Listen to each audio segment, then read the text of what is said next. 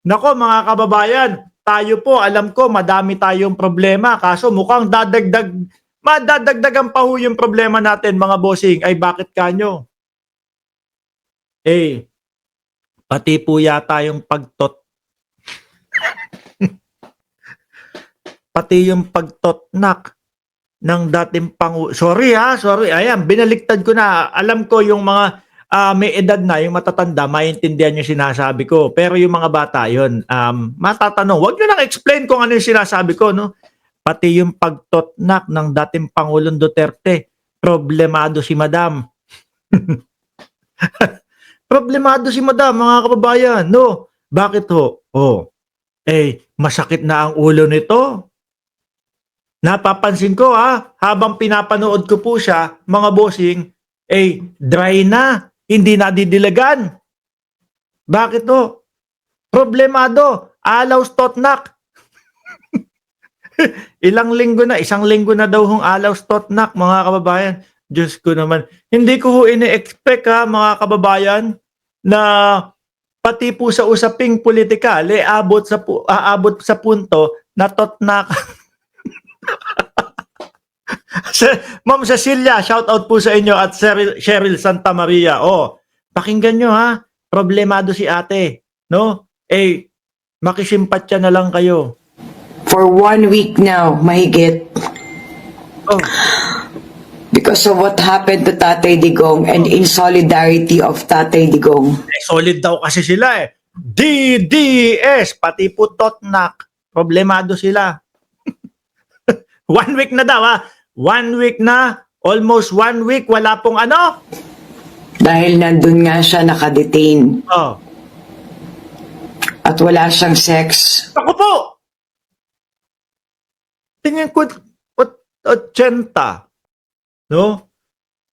80 na si dating Pangulong Duterte.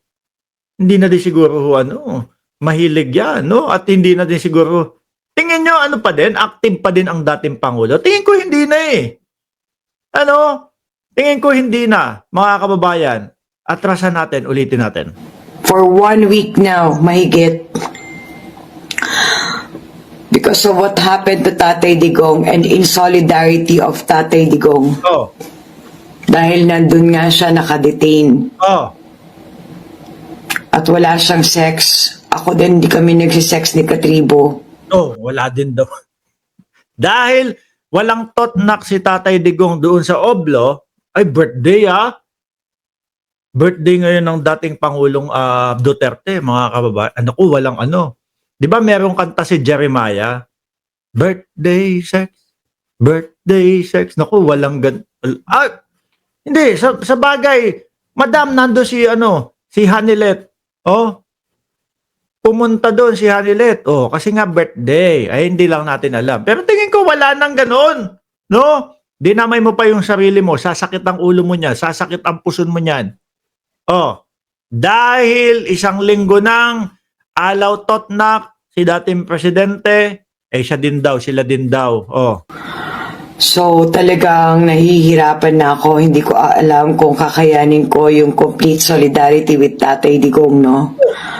Nakikiramay kami sa kanyang pinagdadaanan na wala siyang gerger. Ako po, tingin ko hindi na mapipigilan ni ate. Baka mamaya wala na, hindi na ako, wala na. Tatapusin ko na ang pagkasolid Duterte ko. Mamaya magpapabutas na ako ng ilong. Dito. O ng tenga. Mamaya magpapatotnak na ako. Wala na. Doon ba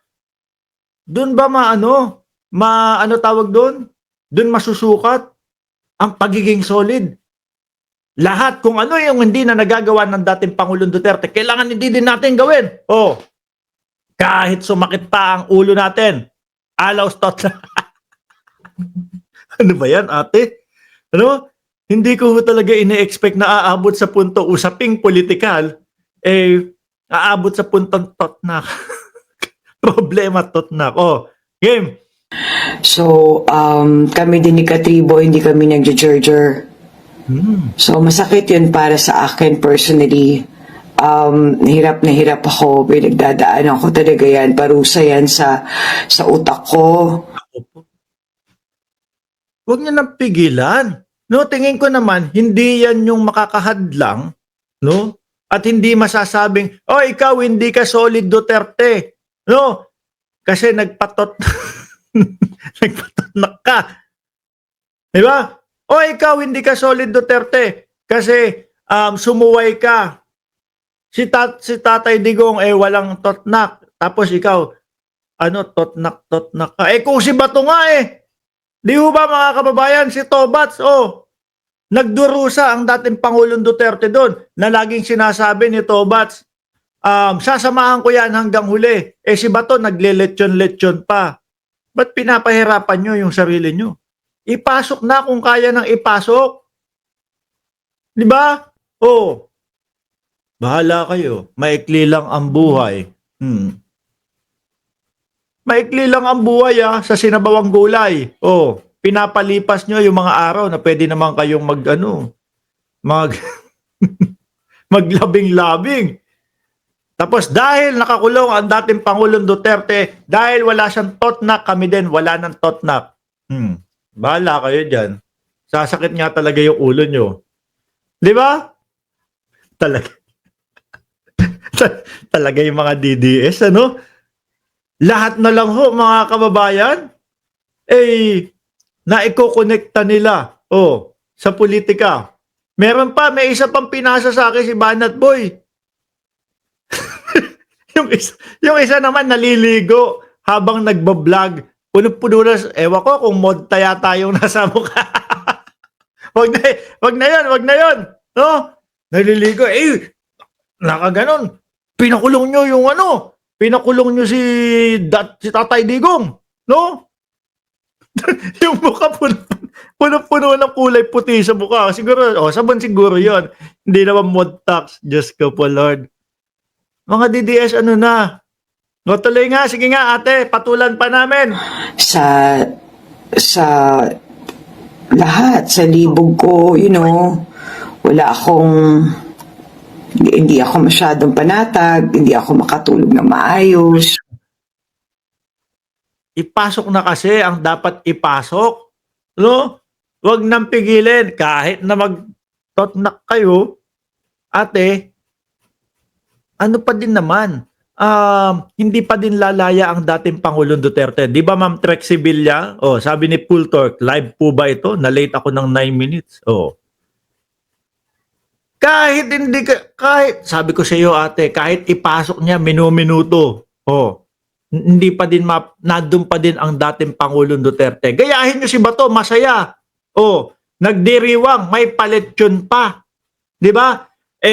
Sabi ko nga parang araw-araw kay Bato de la Rosa masaya. Una, lechon baboy isang buo, gaganon-ganon si Bato. Hindi niya sinasabi yung Mikmadi. Hindi niya sinasabi yung fake news. 'Di ba? Tapos kinabukasan nakita ko naman native na manok ang iniihaw naman ni Bato de la Rosa. Di ba? Tapos kayo sasabi hindi po kami nakakapag totnak dahil kay dating Pangulong Duterte. Paano yan? 8 taon do sa loob ang dating Pangulong Duterte. Dahil sabi po ni Attorney Cristina Conti, ganun ang itatagal nung hearing. Paano yun, ate? 8 taon din walang totnak. Baka sago na yan. baka buo-buo ng sago at buo-buo ng gulaman yan. Di ba? Kayo lahat pinapa-apekto yun. Hindi, walang totnak si dating Pangulong Duterte doon sa loob. Ako din, walang totnak. Di ba? Ano yung mga pumasok sa isip ninyo at ito yung mga pinaggagawa nyo sa buhay nyo? Game!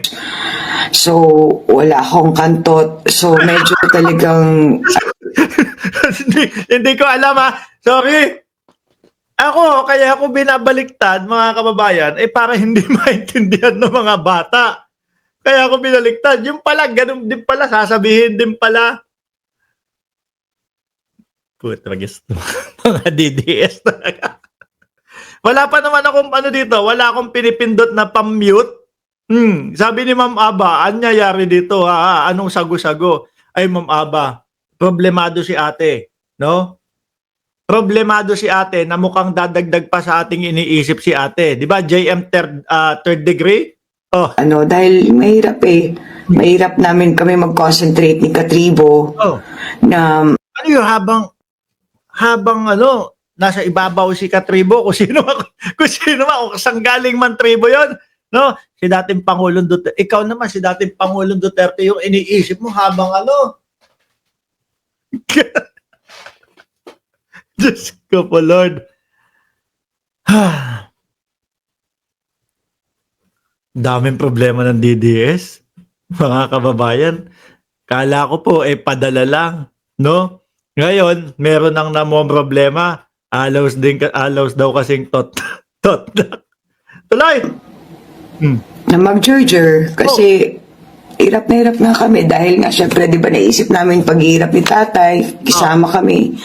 So, hindi pa naman ako natutuyot kaya lang nahihirapan talaga kami na makapagbuelo na maglandian or magkamanyakan. So, Madali lang yan. Haplos-haplusan. O, di ba? it is a personal struggle for me.